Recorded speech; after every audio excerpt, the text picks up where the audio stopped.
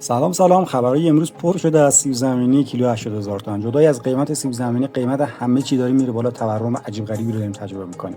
از سکه و طلا و ارز بگیر تا لوازم خونگی و حتی محصولاتی که تولید داخله.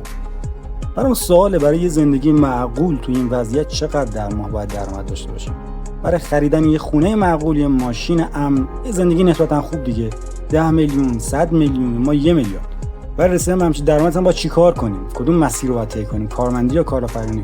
کارمندی که ماهی 10-20 میلیون بیشتر ازش در نمیاد، کارآفرینی هم که سرمایه زیاد میخواد. من سینا فرهمندم، حدود 10 سال کارم تجارت الکترونیک، الانم دانشجوی کارشناسی ارشد دانشگاه تهرانم، رشته‌ام مدیریت بازرگانی، گرایش تجارت الکترونیک. من امروز برای خودم یه چالش تعریف کردم، میخوام یه بیزینس آنلاین راه بندازم و جلوی چشم شما برسونمش به تارگت ماهی 100 میلیون درآمد. کل ماجرای این کسب و کار از ایده و راه اندازی تا تکنیکای استراتژی و فروش قرار براتون ویدیو بگیرم بذارم اینجا. در ضمن برای راه اندازی این کسب و کار قراره با حداقل هزینه شروع کنیم و رشدش بدیم، به جای پول و سرمایه زیاد هم با خلاقیت بسازیم.